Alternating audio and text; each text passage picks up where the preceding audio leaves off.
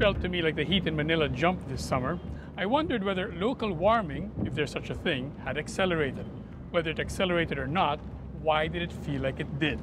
If there will be a similar change on the flip side, the rainy season we have now entered and in coming years, in terms of extreme weather, natural disasters, agriculture, even power consumption. In 2012, the Aboitiz Group saw the need for localized weather information to give Filipinos in different parts of the country accurate data that is relevant to them. Weather Philippines Foundation now has more than 800 of these automated weather stations around the country, generating data they have just begun to mine. Dave Valeriano, General Manager of Weather Philippines Inc. Foundation, thank you very much for the chance to play with these toys. Thank you, Coco, for having me, but I'd hesitate to call them toys. They look like toys to me. But tell me from the top to bottom, what is this machine? Yeah, so what you see here is a version of the automated weather station that we now deploy. It comes from a German manufacturer named Luft. And what you have here would be first the global solar radiation. It basically measures the intensity of the sun. You have here an ultrasonic sensor which measures the wind speed and wind direction. And here you have sensors that would measure humidity, pressure, and temperature. Over here you have the rain gauge, and everything is powered by a solar panel here. And under here would be the case where we put a data logger which was designed and, by DOST, Advanced Science and Technology Institute. So basically the logger it's what stores the data and sends this all the way to our servers. So you have 800 of these in various locations around the country, most of them on rooftops of partner companies of yours, LGUs, etc. This year, this summer, felt hotter than usual to me. Like there was a big jump from last year to this year. What did your data show? Was I right? Well, you're right to a certain extent, but actually the increase in temperature based on what our meteorologists would have seen, it was just 0.2 degrees Celsius year on year. That's a normal increase? Yeah, nothing to be... So why did it feel like it was much hotter? Well, of course, you have the usual, especially for urban areas, local greenhouse effect. But we think that there's also a psychological factor involved. We all know that there's global warming, climate change, and the like. So when it's hot, people would tend to think that it's really, really hot. So that's what makes people feel hotter than what it really was. While it was really hot, there also seemed to be more rain than usual for summer. Was that unusual? Well, I'm not sure about the level of rain, but it is true that almost every other day we've seen that there have been thunderstorms all over the country. And basically this was caused by the combination of high temperature and high humidity. And that's why usually you'd see this rainfall due to thunderstorms come around late afternoon to early evening. Around now? Yes. So you're talking about all this information that people have probably clouding their brains and making them think that it was hotter than it actually was. Weather Philippines is all about getting more information, and in this case, localized information, to Filipinos in different parts of the country. Where did the idea come from? Yeah, well, the inspiration comes from two names, basically. Pepeng and Ondoy, tropical cyclones that occurred around 2009. So, we were a vision of our first chairman, Enrique Aboitiz, to help Filipinos prepare better for disasters, in this case, weather-related disasters, so like typhoons. So, in February 2012, we were formed, and our advocacy basically is Weather Wiser. So make people use weather tools and information to help them prepare. You talked about disaster relief, disaster preparedness. Most foundations, organizations, company CSRs do one of several things: health, education, livelihood, some environment work, disaster work as well. You're different in several senses. First of all, you've decided you're a nationwide project. There's much more technology in your project than most projects. What made this, what were the challenges you faced in creating or in building Weather Philippines? Well, of course, it's pioneering in a lot of ways for a third world country like ours, putting up a nationwide network with, our staff is just at most 11 people. So, you've said that this is the biggest private organization in the world. Yeah, in terms of the network, run by a non-profit like ours. So you don't have a lot of this level of scale in any other third world environment. So What were the main obstacles you faced Yeah. in Well, building it? first of all, of course, it's really looking for partners. We needed partners to help fund and ultimately host the weather stations.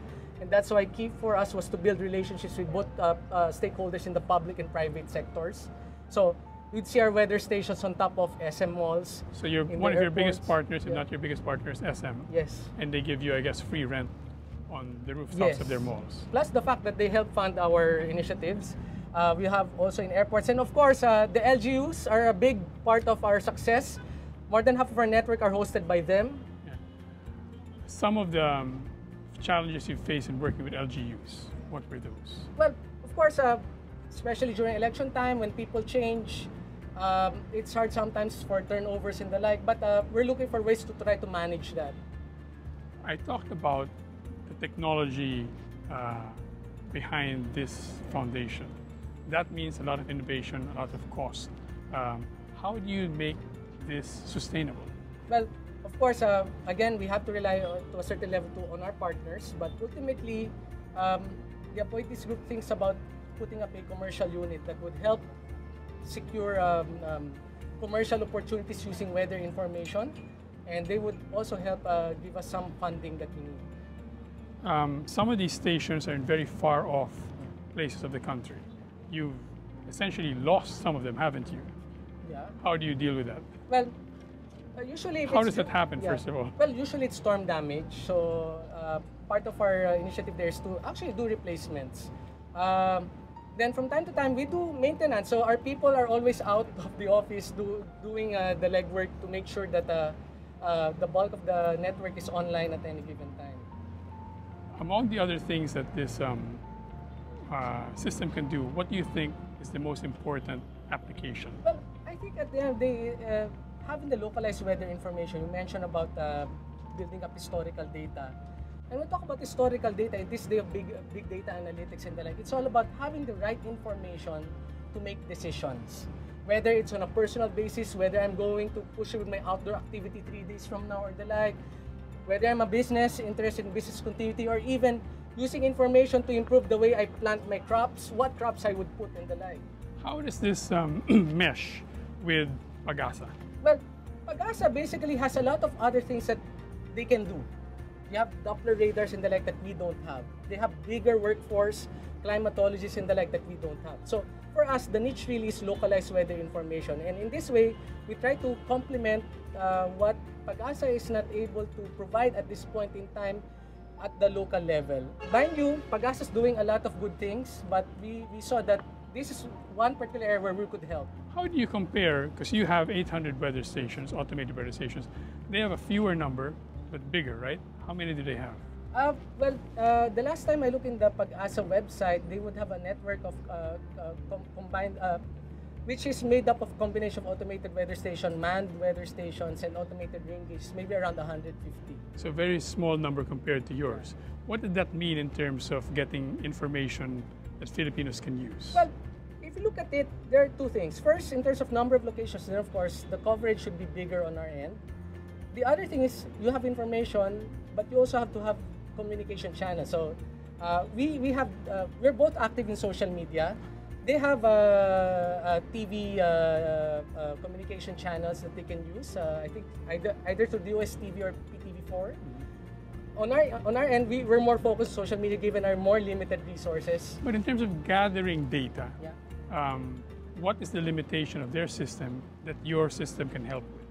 Well, it's really on the localized weather information because to our app and our website, we can provide the localized weather information direct to the stakeholders, to the public, as close to real time as you can have right now. So what would be the difference, for example, if there was no Weather Philippines yet in a certain locality 5 years ago, what would the difference be now? Well, they have a weather forecast for that locality. Would that help them in terms of typhoons? Yes, so there are two ways of looking at it. In terms of preparation, because of the weather network that we have and our ability to provide localized weather information, we're able to provide weather warnings for a lot of areas specific to their area. Secondly, as you build the data, then you determine, is our infrastructure, for example, sufficient to cover for changes in weather, changes in the environment? For example, If you want to do better hazard mapping, models, or whatever, you need historical data to improve the accuracy of the model. The application for this, one of the applications for this is eventually going to be agriculture. Yes. What are you working on in that area? So we're actually currently trying to, we're going to pilot what we call a Weather for Agriculture program. We're still working out the details with a potential partner somewhere in the Bicol region. Basically, the concept is really simple. We plant rice or whatever crops, but the question is, are we planting the right crops suitable for the weather or ultimately the climate there? Planting decision takes 7 days, and sometimes you don't want to plant on the day when it will rain. One other thing we discovered, for example, depending on what the outlook is on the rainfall and the sun, should I plant, for example, corn or rice? So it's these things. But the key here with the program is we want to come up with a program wherein we are really able to measure the impact, the social impact to our stakeholders, and that's the key for us. How do you do that? Well, for example, ultimately as part of the program, we have to determine what KPIs or what measurements would make sense so that we're able to see if what we're contributing actually helps them be more productive, for example, and make more money, things like that. Going forward, you already have the 800 stations. Yeah. How many more do you need to have? At the moment, while we already cover the bulk of the population centers in the Philippines, our target is really to bring it to 1,000 looking forward. Aside from just that expansion, where do you want to take Weather Philippines in the next few years? Well, what is the vision for that?